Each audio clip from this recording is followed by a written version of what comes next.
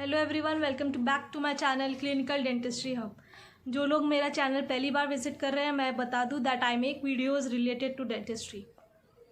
क्या आपसे कभी किसी ने कहा है कि डेंटिस्ट्री तो बेहद आसान है, खाली करना ही क्या रहता है, दांत का इलाज, और दांत है ही कितना, इतना छोटा। लेकिन अगर कोई मुझसे पूछे कि क्या डेंटिस्ट्री ईजी है, मैं सिर्फ एक ही जवाब दूंगी, ये सोच है आपकी। तो आइए बात करते हैं इस वीडियो की, और इस वीडियो को पूरा देखिएगा ताकि आपको ये पता लग सके कि डेंटिस्ट्री इजी है या नहीं, ये जवाब आप जान सके। तो दरअसल होता क्या है, डेंटिस्ट्री होता है 4 साल का। आप जाते हैं, 4 साल पढ़ाई करते हैं, फिर 1 साल का इंटर्नशिप होता है। और ये पढ़ाई मैं आपको बता दूँ, ये ऐश वाली नहीं है, ये कैश वाली है। 3-4 लाख रुपए फीस देने के बाद, या तो कई कॉलेजेस में 8-10 लाख रुपए फीस भी होती है, इतना फीस देते हैं, फिर आप निकलते हैं। उसके बाद आपका 1 साल का इंटर्नशिप होता है। ये 1 साल का इंटर्नशिप, अगर आपका डेंटल स्कूल अच्छा हुआ तो बहुत अच्छा काम सीख के निकलेंगे, लेकिन अगर आपका डेंटल स्कूल थोड़ा भी ऐसा वैसा हुआ तो मामला गड़बड़ है भाई। इतना सब कुछ देने का करने के बाद फिर आता है कि अगर आपने आगे जाके पोस्ट ग्रेजुएशन करा, छोटे मोटे कोर्स करे, तो उसके पैसे अलग से लगते हैं। क्योंकि हम एक हेल्थ केयर प्रोफेशनल फील्ड में हैं, इसके लिए हमें अप टू डेट रहना बहुत ज़्यादा ज़रूरी है। और अप टू डेट तभी रहेंगे जब हम ये CD प्रोग्राम्स, छोटे मोटे कोर्सेज, ये सब अटेंड करेंगे। तो अब बात करते हैं उन सारे पॉइंट्स की जो डेंटिस्ट्री को बेहद बेहद मुश्किल बना देता है। सबसे पहले आता है स्ट्रेस। आजकल कहीं भी जाओगे, आप एक छोटे से बच्चे से भी पूछोगे कि भाई क्या हुआ, क्या हालचाल है, तो वो बच्चा भी कहेगा स्ट्रेस है, भले उसका मतलब पता हो या ना पता हो। लेकिन यकीन मानिए, डेंटिस्ट्री फील्ड में स्ट्रेस का सीधे से सीधे रिलेशन है। होता क्या है, आपके पास पेशेंट आते हैं, बहुत सारे पेशेंट आ जाते हैं। उसके बाद पेशेंट काफ़ी सारी उम्मीद लेकर आते हैं आपसे। आएंगे, आपका सारा का सारा दिन एंशियस पेशेंट को डील करने में ही निकल जाता है कि अरे भाई दर्द होगा, ऐसे ना करो, वैसे ना करो, ये सब करने में आपका पूरा दिन निकल जाता है। उसके बाद अगर एक छोटा बच्चा आपका पेशेंट है, तो यकीन मानिए सुकून नाम की चीज़ तो आपकी ज़िंदगी से चली गई। इसलिए सलाम है सारे पीरियोडोंटिस्ट को, जो बेहद बहुत अच्छे तरीके से ये सब काम निभा लेते हैं। As a health care professional आपके ऊपर एक रिस्पॉन्सिबिलिटी आ जाती है कि आप कोई भी ट्रीटमेंट ख़राब नहीं कर सकते। लेकिन जो 1% ह्यूमन एरर होने के चांसेस है, उसकी तो ना आप जिम्मेदारी ले सकते हैं, ना कोई और जिम्मेदारी ले सकता है। हल्का सा भी इधर उधर हुआ तो आपका ट्रीटमेंट बिलो एवरेज आ जाता है। तो ये सब चीज़ें मेंटेन करके रखना बहुत ही मुश्किल है। उसके बाद है कि आपने देखा होगा ऑपरेटरी में बच्चे, पेरेंट्स क्या कहते हैं बच्चों को, अरे चुप हो जाओ, शोर मत करो, नहीं तो डॉक्टर साहब सुई लगा देंगे। अरे बच्चे को इतना डराएंगे तो वो कोई डॉक्टर के पास आने से तो डरेगा ही ना। ये सब डराने की ज़रूरत नहीं है। उसके बाद अगर डेंटिस्ट्री की बात है, तो डेंटिस्ट्री एक फिज़िकली डिमांडिंग जॉब है। इसमें लॉन्ग वर्किंग आवर्स होते हैं। मान लीजिए सुबह 8 से लेकर रात के 9 बजे तक। तो ये physically as well as mentally demanding job है। उसके बाद whatever instrument we use, they are very pointed. ज़रा सा भी इधर उधर हुए, या तो आपको लग सकता है या पेशेंट को लग सकता है, लेने के देने पड़ सकते हैं। उसके बाद आप मिनिमम से मिनिमम प्रिसीजन भी नहीं छोड़ सकते काम। अगर ज़रा सा भी प्रिसीजन वर्क हिला तो आपका ट्रीटमेंट लेवल बिलो एवरेज गिन लिया जाता है, क्योंकि गलती करने की तो गुंजाइश ही नहीं है ना, क्या करें। आपको हर एक प्रोसीजर में अपने अंदर का आर्टिस्ट बाहर निकालना ही है। मान लीजिए आप कॉम्पोजिट बिल्डअप कर रहे हैं, तो अगर आप एक दांत में कॉम्पोजिट बिल्डअप कर रहे हैं, तो बाजू के दांत को भी नहीं पता चलना चाहिए कि आपने उसमें कॉम्पोजिट बिल्डअप करा है। हल्का सा भी इधर उधर प्रिसीजन हिला तो डेंटिस्ट्री क्या है, एक प्रिसीजन वाइज एक इम्पॉर्टेंट ट्रीटमेंट है। ये एक कोई मेडिकल प्रैक्टिशनर्स की तरह नहीं है कि पेशेंट ने आपको फ़ोन करा कि बुखार हो रहा है, तो आपने बोला पैरासीटामोल ले लो। पेशेंट बोलता है अरे नहीं, अभी तो पेट में भी दर्द हो रहा है, तो आप बोले फ्लैजिल ले लो। नहीं डॉक्टर साहब, और बहुत दर्द हो रहा है, फ्लैजिल के साथ साथ हाजमोला भी ले लो।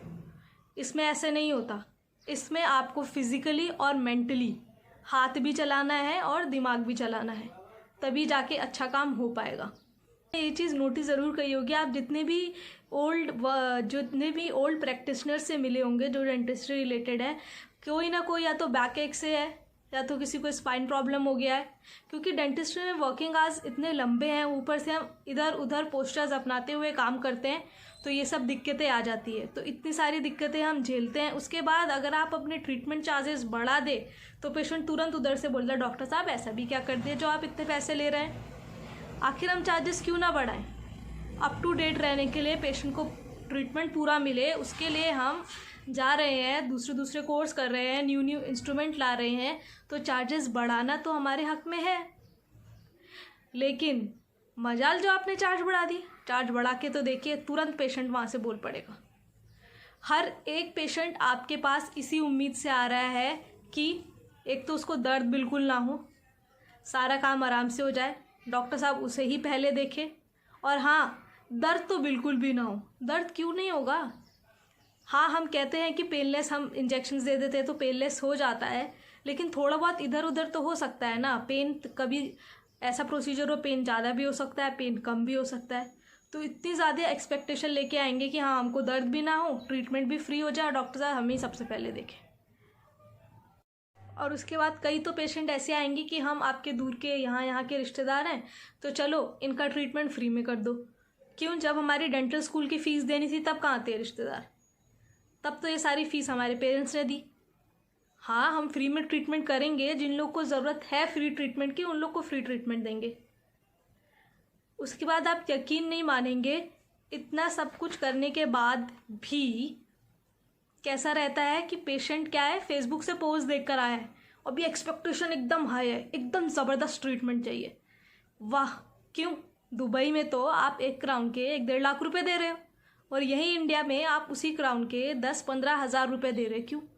हमारी लैब अभी उतनी एडवांस नहीं है जितनी फॉरेन की लैब है, तो ट्रीटमेंट कॉस्ट यहाँ पे इसलिए डिफरेंस आ जाता है।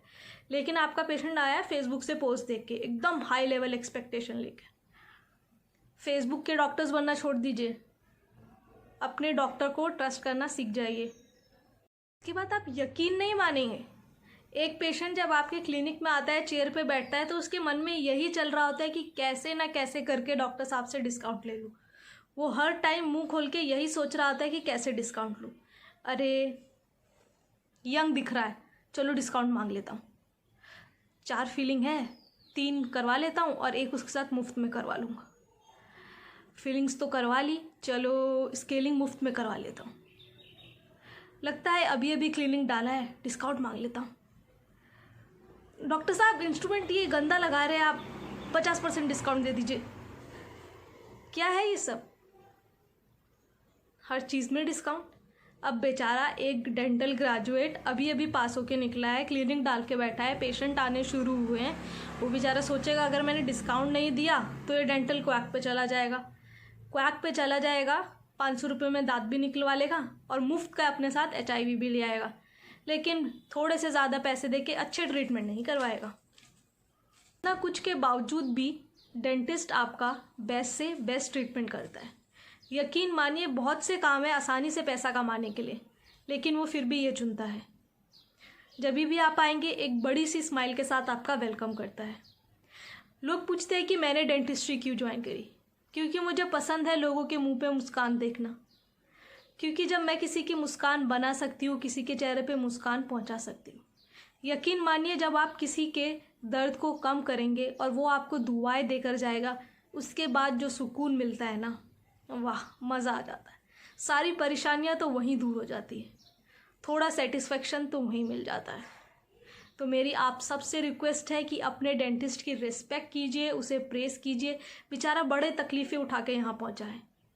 तो आज का वीडियो यहीं तक रखते हैं। पसंद आया हो तो शेयर कीजिए, लाइक कीजिए, सब्सक्राइब कीजिए, ताकि आगे मैं और इंटरेस्टिंग वीडियो बना सकूँ। Thank you.